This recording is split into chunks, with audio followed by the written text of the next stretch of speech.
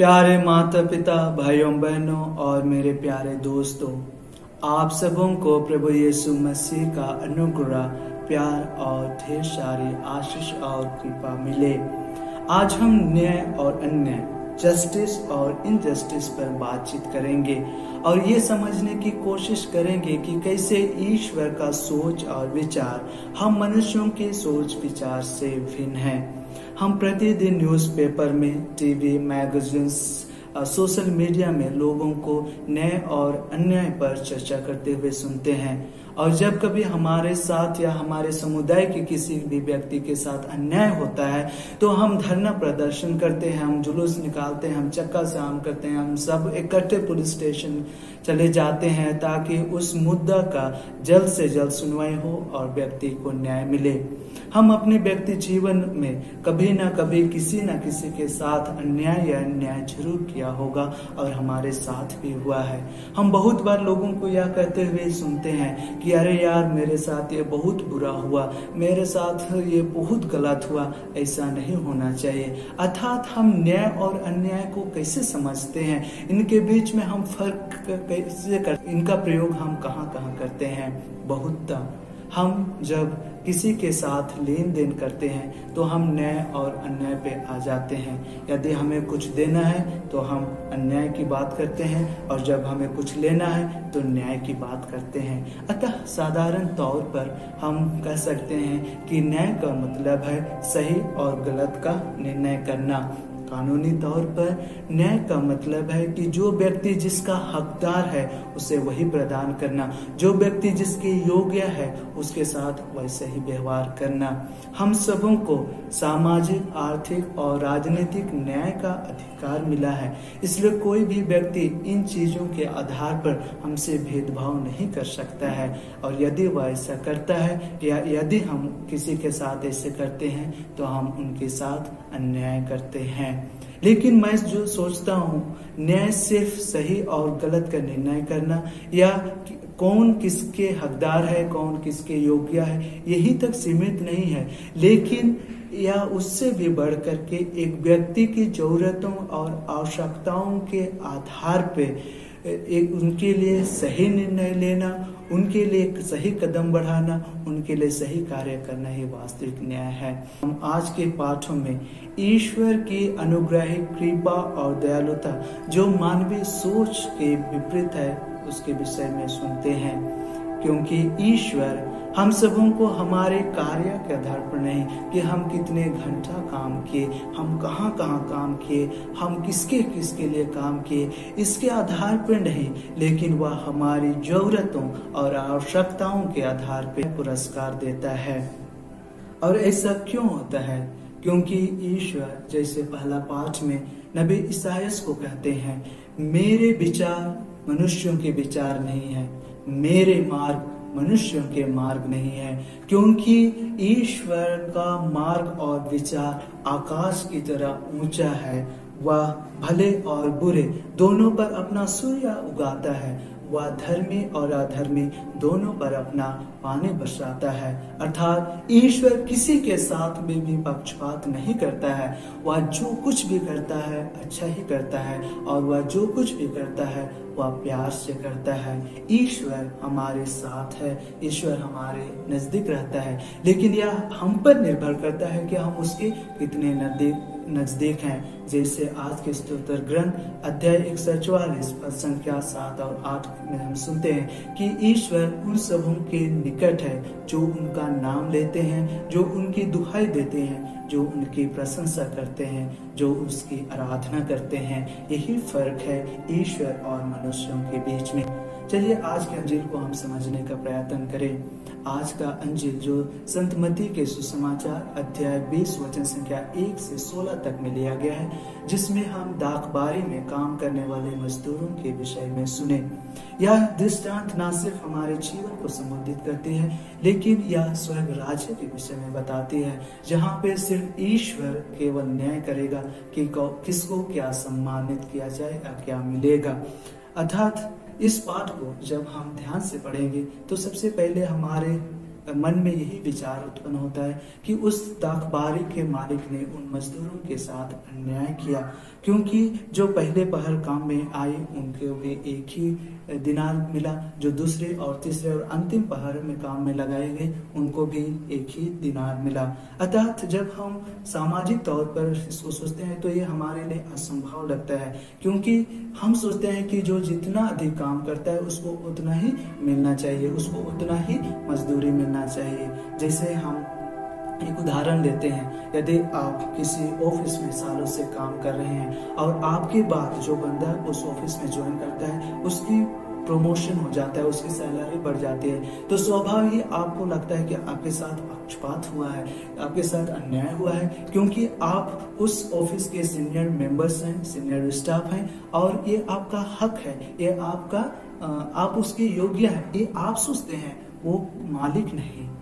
लेकिन बहुत बार ऐसा होता नहीं है, क्योंकि ये आप पर निर्भर नहीं करता है, लेकिन ये उस मालिक पर निर्भर करता है और आपका जो उस कंपनी के साथ में एग्रीमेंट है। इसी तरह से दाखबारी के मालिक ने जो पहले काम में लगाए गए थे उनके साथ में 1 दिनार का रोजाना तय किया था और मालिक ने उन्हें उतना ही दिया और बाकी लोगों के साथ में उचित मजदूरी देने की प्रतिज्ञा की थी जो उसने किया। यदि मालिक उनके साथ में उचित मजदूरी नहीं देता तब हम कह सकते थे कि वह उसको पक्षपात करता है, लेकिन ऐसा नहीं हुआ, तो हम कैसे कह सकते हैं कि मालिक ने उनके साथ में पक्षपात किया या अन्याय किया। अर्थात इसे हमें समझने की जरूरत है। ईश्वर जो दाखबारी का मालिक है वह सबों के साथ एक समान व्यवहार करता है, वह सबों को बराबरी का मजदूरी देता है। जो अंतिम मजदूर थे वे 1 दिनार के हकदार भी नहीं थे, लेकिन यह ईश्वर की हमारे प्रति उसकी प्रेम और उसकी उदारता को दर्शाता है। उनको 1 दिन की जीविका के लिए 1 दिनार की जरूरत थी। यदि उन्हें कम पैसा मिलता तो वे अपना परिवार कैसे चलाते। वे सभी गरीब थे, उनके परिवार में और भी लोग थे जिनका पेट भरना था। वे सब काम करना चाहते थे, लेकिन किसी ने उनको काम नहीं दिया, तो इसमें उनकी कोई बुराई नहीं है, इसमें उनकी कोई दोष नहीं है। और इन सारी चीजों को हम बहुत बार नजरअंदाज करते हैं, लेकिन ईश्वर ऐसा नहीं करता है। वह हमारी आवश्यकताओं के आधार पे, हमारी जरूरतों के आधार पे हमारे साथ न्याय करता है, हमारी जरूरतों को पूरी करता है।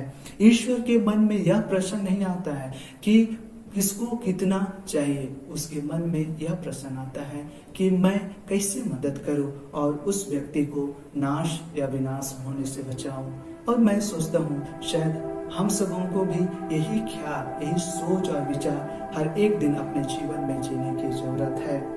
जाहिर है यह दृष्टांत फरीसियों के संदर्भ में कहा गया है, जो अपने आप को पहले वर्कर मतलब कि पहले पहर काम करने वाले मानते थे, जो ईश्वर के राज्य के पहले अधिकारी मानते थे। इसलिए वे देर से आने वाले अर्थात जो टैक्स कलेक्टर थे, जो पापी थे, जो बैरी थे, जो अधर्मी थे, जो गुनाह किए थे, उनको पश्चाताप करते देखकर और स्वर्ग राज्य के अधिकारी होते देखकर वे जलते थे, उनसे घृणा करते थे। लेकिन यीशु अपने मिनिस्ट्री के द्वारा ईश्वर का अनुकंपा, महती दया और प्रेम का पूर्व अनुभव कराया। एक बार ईश्वर स्वर्ग राज्य में टहल रहा था और स्वर्ग राज्य में सबों को देखकर वह अचंभित हो गया, क्योंकि नरक में कोई नहीं था और पूरा खाली था। लेकिन फादर पॉल इस ईश्वर की इस उदारता को देख करके नाराज हो गया और ईश्वर से शिकायत करने लगा। फादर पॉल को संतुष्ट करने के लिए ईश्वर ने संत पेतरुस से कहा कि स्वर्ग में जितने भी लोग हैं उनका रिकॉर्ड पुनः जांच किया जाए और जो दोषी होंगे उनको नरक में भेजा जाए। ईश्वर के आदेश के अनुसार पेतरुस 10 आज्ञाओं को पढ़ने लगा और कहा, ईश्वर यह कहता है, जिन लोगों ने भी इस 10 हुक्म का उल्लंघन किया है वे स्वर्ग राज्य को छोड़ करके नरक में चले जाएं। और इस तरह से संत पीटर एक एक आज्ञा पढ़ता है और लोग एक एक करके अपना दोष स्वीकारते हैं और नरक में चले जाते हैं। जब 5वां हुक्म जो मनुष्यों की हत्या न करना पढ़ा गया। उस समय सिर्फ 7 व्यक्ति बचे थे और जब 6ठा नियम पढ़ा गया तो कोई भी नहीं बचा, सिर्फ फादर पॉल वहां पे बच गए। लेकिन ईश्वर को अकेलापन महसूस होने लगा और उसने संत पेतरुस से कहा कि सबों को पुनः वापस स्वर्ग राज्य में ले आओ। और इस चीज को देखकर फादर पोप ईश्वर के विरुद्ध गुनगुनाने लगा और कहा, ईश्वर ये गलत है, क्यों आपने मुझे पहले नहीं बताया। ख्रिस्त में प्यारे माता पिता भाइयों बहनों, बहुत बार हम भी फादर पोप और उन धर्मी ख्रिस्तों की तरह सोचते हैं कि कैसे पापी लोग स्वर्ग राज्य के अधिकारी बन सकते हैं। हम ईश्वर के विचार और उसके मार्ग को नहीं समझ सकते हैं, क्योंकि ईश्वर कहता है, तुम मेरे विरुद्ध क्यों गुनगुनाते हो? क्या मैं अपनी इच्छा के अनुसार अपनी संपत्ति का उपयोग नहीं कर सकता? तुम मेरी उदारता पर क्यों जलते हो? ये चुनौतीपूर्ण क्वेश्चन है जिसका हमारे पास कोई उत्तर नहीं है। इसलिए हम सबों को संत पौलुस की तरह मनोभाव रखना चाहिए, जो फिलिपियों को पत्र लिखते हुए कहते हैं, मेरे लिए तो जीवन है मसीह और मृत्यु है उनकी पूर्ण प्राप्ति। इसलिए मैं जीवित रहूं या मर जाऊं, मुझे किसी बात पर लज्जित नहीं होना पड़ेगा और मसीह मुझे महिमान्वित करेगा। इसलिए प्यारे भाइयों बहनों, हमें सबसे पहले ईश्वर का अनुकरण करना है, अर्थात ईश्वर की तरह दयालु बनना है और अपने पड़ोसियों पर न्याय से ज्यादा दया करने की आवश्यकता है, क्योंकि न्याय सिर्फ सही या गलत की परख करता है, लेकिन दया उनकी जरूरतों और आवश्यकताओं को महसूस करते हुए उसे पूरा करने के लिए प्रोत्साहित करता है या कार्य करता है।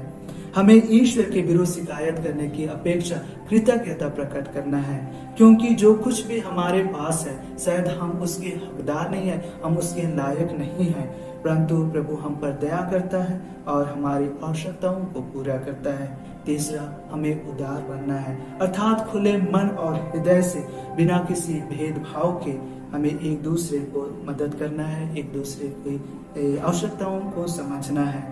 जैसे आप जब सब्जी लेने बाजार में जाते हैं, किसी किसान से आप सब्जी खरीदते हैं, तो उसके साथ में ज्यादा तोल मोल करने की जरूरत नहीं है, क्योंकि यदि आप उसको 5 रुपया अधिक ही दे दीजिएगा तो आप गरीब नहीं हो जाएगा और वो धनी नहीं हो जाएगा, लेकिन उसको जरूर कुछ लाभ होगा।